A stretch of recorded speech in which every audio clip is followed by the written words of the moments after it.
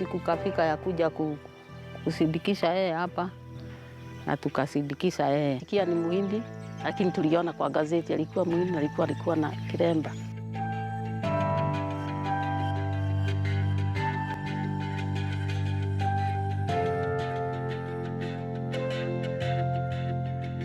Hapa na mwenye kuleta hiyo ripoti ya kanaambiwa ameuawa ni ako tu hapa. Wakati alienda Nairobi siku kidogo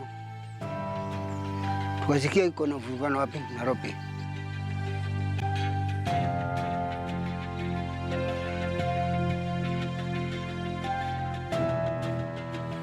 Watu wengine walikuja hapa, walikuja wakasema ni wale walikuwa na wao.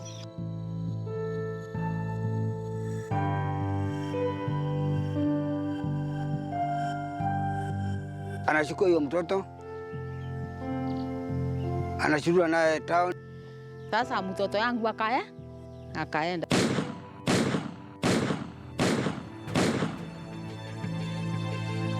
Sikujua kana baba alimwambia juu nilikuwa mdogo, lakini si mdogo sana. Ati alienda akachukuliwa na wasungu.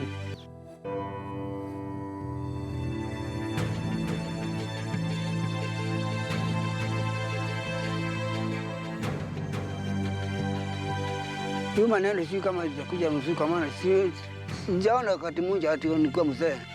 Sasa hiyo maneno siku ilikwisha, tukanyamaziwa namna hiyo tu.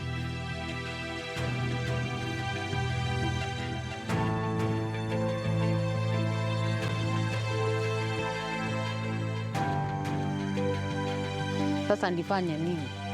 Nikalia kwa chozi, nikalia Mungu nisaidie tu.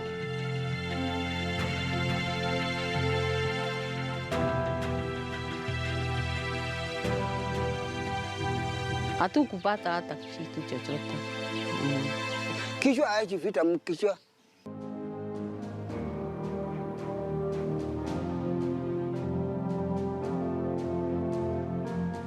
Indeed, the number of politicians who attended Simon Kamande Kanampiu's funeral made one demand after another. The political class, led by Stephen Ndicho at the time, wanted the police reservist arrested and charged for the murder of Simon Kamande. Vile niliona ni watu wengi, niliona wakiwa na magari juu, gari zilikuwa nyingi sana.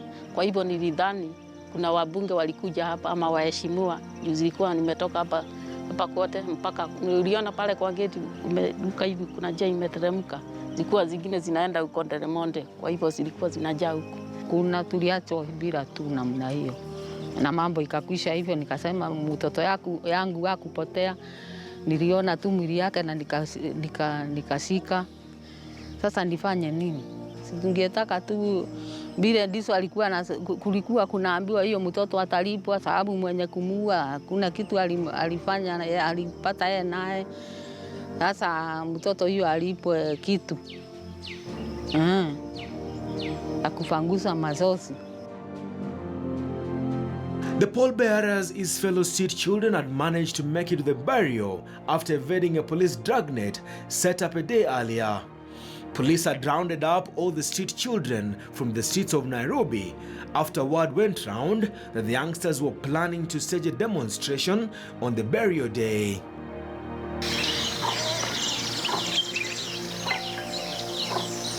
The family says apart from the politicians making demands for the arrest of the police reservist, the family was promised some form of financial support. It wasn't until 1 month later that the National Police Service caved in and directed that Singh Chadha be arrested and charged for the murder of Simon Kamande Kanampiu.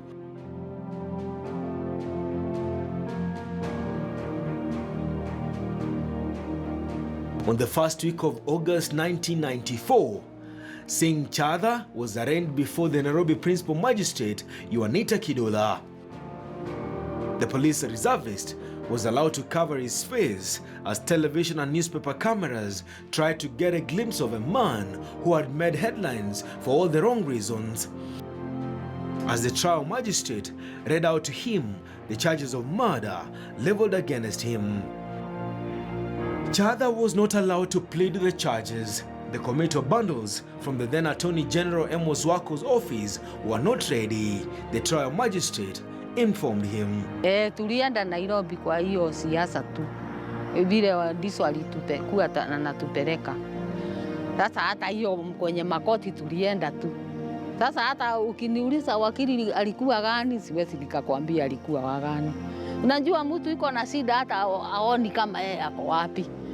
Sasa ulikuwa na shida. Unajua mtoto ya mbele akakuacha huku na kuaga damu inasikia nini sana. The prosecution charged that Singh Chadha opened fire and gunned down an innocent unarmed young man, Simon, who was going about his own business on the fateful afternoon. The killing of Simon Kamande fueled public anger after it emerged that the same police reservist had shot and killed 5 other street children a month earlier. The killing had taken place on the 22nd of June, 1994.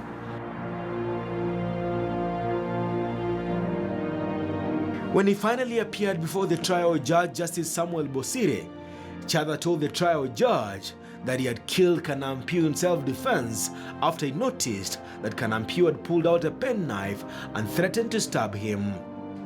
Chadha would later shock the court when he readily admitted that Kanampiu was the 8th street child he had gunned down, and he was doing this as a service to the country. The trial had taken a turn, Chadha having been cautioned against uttering self-incriminating words against his arrest and later arraignment in court. He was readily admitting to killing Kamande and even 5 other street children. An eyewitness had told journalists that the killer was a police reservist who had chased the boy from Park Road into the Ngara railway quarters. When the reservist caught up with Simon, the policeman had reportedly drawn his gun and shot him 3 times in the back. And as the victim fell, added another 2 bullets into his head. It was Chadha, the witness claimed, who spat on the victim before kicking his body into the ditch.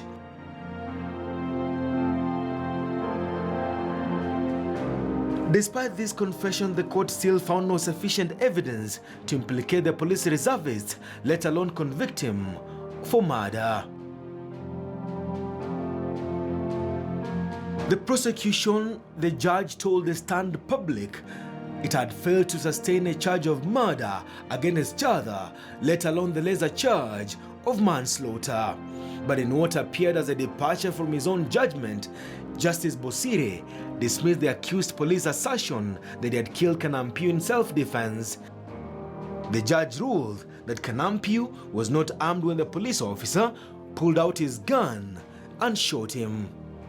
Even after confessing killing 8 other street children in a period of 3 months, Singh Chadha was set free. His whereabouts remaining virtually unknown immediately, he stepped out of the High Court in Nairobi. His release was greeted by anger. Street children were now saying his acquittal was a blanket license to kill them. Their fears were confirmed a month later when a street child, only known as Kajunia, was gunned down by police officers in a park. Kajunia was killed after 2 of his friends fled a police dragnet and ended up in a tunnel. 2 of his friends managed to escape, but Kajunia was felled by a police bullet inside the tunnel. Reports will later indicate that Chadha, having survived a place in the gallows, fled the country on the 2nd of December 1997. This came after Nairobi court issued an order for his arrest over the murder of 5 street children in June that year. Chadha had told a Nairobi court that Kanampiu was not the only person he had killed in cold blood. 5 other street children he termed as a public nuisance had been gunned down by him. Looking back, the family of Simon Kamane Kanampiu says the young man had a bright future. His sister maintains if it wasn't for her struggling parents, Kanampiu would have been the sole breadwinner for their family. The mother says no amount of words can bring back her firstborn child, now buried in a corner on their small piece of land in the outskirts of Thika town. The mother wants the government of the day to come to their rescue. Kama familia tungetaka tu vile ndiso kulikuwa kunaambiwa hiyo mtoto atalipwa, sababu mwenye kumuua hakuna kitu alifanya, alipata yeye naye. Sasa mtoto hiyo alipwe kitu akufangusa mazozi. It is not known what Simon Kamande Kanampio will have turned out to be, but the mother still insists he was a brilliant young man, one who should have been given a chance to live. Nilikuwa nataka munisaidie tu pile mitaweza kupata mtoto yangu, ama nipata mtoto yangu na kumpata kama kitu, nione kitu kidogo tu, ama munieleze pile yeye aliuawa, kwa maana sikuelezwa, ndisho alikuwa shamba yake. Simon had promised his parents that he had all the plans of going on with schoolwork, despite the family asking him to stay at home for one more year as they tried to raise money for his education. Years later, the Kenya Police Reservist was later disbanded, and all the guns in the hands of police reservists returned to the state. This came as rising cases of extrajudicial killings and corruption continued to be reported. For now, the family of Simon Kanampio Kamande is still waiting for someone to show up at their humble home with promising news about their son. The family of the slain street boys Simon Kamande Kanampio still believe someone somewhere high in government will one day step in and help the family in compensating them over the loss of their son. Case files, the killer reservist, is a case closed. Dennis Onsarigo for Case Files.